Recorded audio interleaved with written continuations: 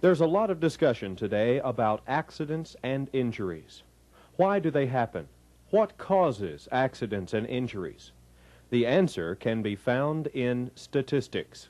The insurance industry, governmental agencies, and the National Safety Council have analyzed employee accident investigations over the years and have determined that the overwhelming cause of most industrial accidents and injuries can be attributed to the unsafe acts of employees.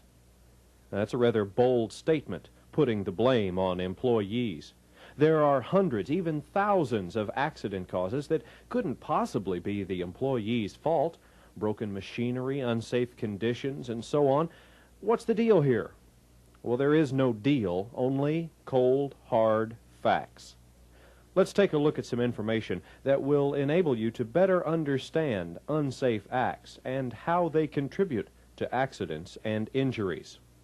First, let's explain the phrase contribute to an accident. Let's say an employee is using a machine that's unsafe. Perhaps the machine isn't working properly, but the employee continues to operate the equipment, neglecting to notify the supervisor that the machine is not working properly. The employee is injured. What was the cause? Well, of course, one of the contributing factors to the cause of the accident was the improperly working machine. It should have been corrected. The second contributing cause of the injury was the employee's failure to notify the supervisor so the machine could be repaired. We call this a dual cause of the accident. Two things caused this accident. How about the employee who lifts incorrectly and injures his back? If you use the safe lifting technique, back injuries won't usually occur. The same principle applies when a person tries to lift too heavy a load. It's too much trouble to ask for assistance, so you go ahead and try to lift a heavier load than you should. This, too, is an unsafe act. One of the most widely used tools in industry today is the box cutter. We prefer to call it a finger cutter, because that's usually what it does when the tool is used incorrectly. It doesn't make any difference what type of finger cutter tool you use. You must always keep your free hand out of the cutting path, just in case the cutter slips off the box you're cutting.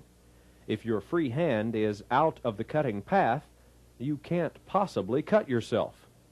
Of course, you have to keep your other body parts out of the cutting path as well. Is cutting your hand with a finger cutter an unsafe act? The answer is absolutely, positively yes, without any doubt whatsoever. Personal protective equipment, such as gloves, safety glasses, and other protection, won't do you any good unless you wear it. If you get an eye injury because you weren't wearing safety glasses, is it an unsafe act? Absolutely. Positively, without any doubt whatsoever. Forklifts are used in a variety of industries and in a variety of ways, from moving food products to metal casting to moving almost anything. 99% of all forklift accidents are caused by employee actions. Rarely does a mechanical defect cause an accident, particularly a forklift accident. What causes forklift accidents? Speeding on forklifts is one major cause. Forklifts are designed to be driven at a slow speed. The truck is very heavy and has a very high center of gravity. You can't turn or stop quickly if you're speeding on a forklift. Not paying attention also causes accidents. Scraping storage racks, running into walls, doors, or sprinkler pipes. These and many more accidents are caused by the unsafe acts of employees.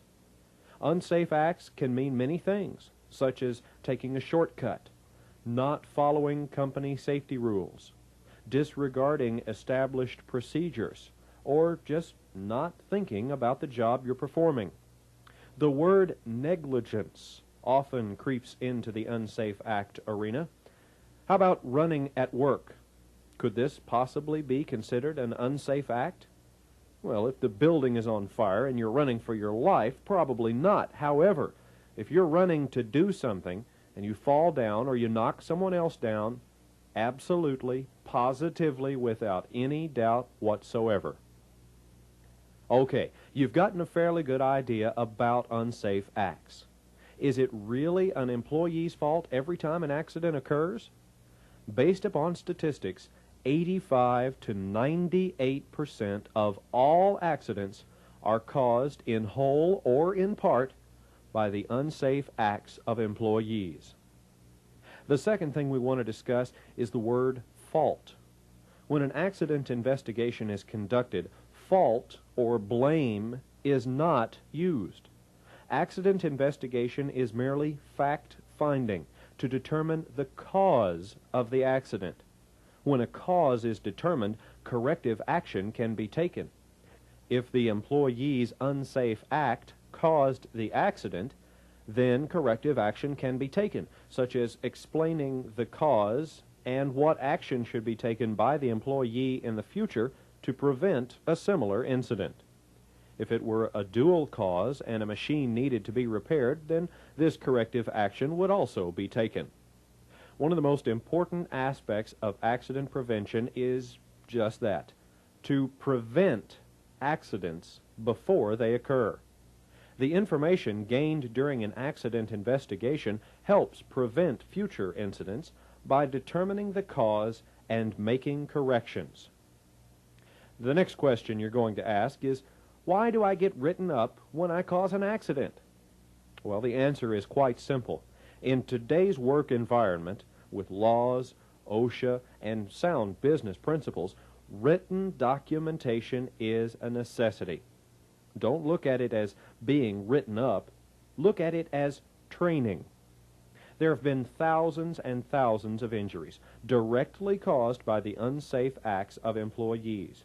And there's been no follow-up, no counseling, training, or documentation on these injuries. The injured employees were shortchanged. Shortchanged because they never did learn what they did wrong, so they probably kept on doing the same thing because their supervisor didn't explain what corrective action was necessary. Any employee who contributes to an accident or injury should be given a safety counseling. This counseling should be written on a counseling form explaining exactly what unsafe act contributed to the accident and what corrective action is expected of the employee. And the employee should be given time in which to correct the unsafe act or behavior. It's not disciplinary action, but training and understanding.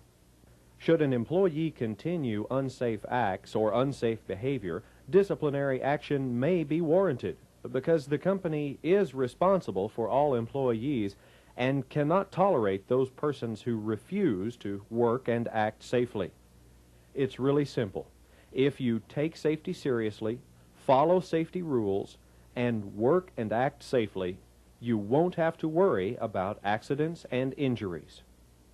If you see another employee working unsafely, remind them of the safe way to perform the job. Teamwork is the key. You have safety rules, job procedures, and certainly you can use your good judgment to perform your job in a safe, efficient manner. Safety isn't complicated, but it does require an effort on everyone's part. For safety to become second nature, you have to practice safety all the time. When you pick up a box cutter, think finger cutter. By associating the hazard to the job, you automatically think about safety and how you're going to perform the task at hand safely. When you operate your automobile, automatically put your seatbelt on, even if it's driving through the parking lot. If you do this every time you get in your car, it becomes automatic. When you lift something, think about those delicate discs in your back and keep your back in its normal curvature. If the object's too heavy, get some help. When you operate a piece of machinery, think about the potential hazards and how you can perform the job without an injury. Operating a forklift? Think safety. Working with chemicals? Think safety. There isn't any job that can't be performed safely. All you have to do is work and act safely, and you'll be an accident-free employee. Most of all, realize that most accidents are caused by unsafe acts or unsafe behavior of employees. Then, do your part by not engaging in this type of activity. Safety doesn't get any easier. Thank you.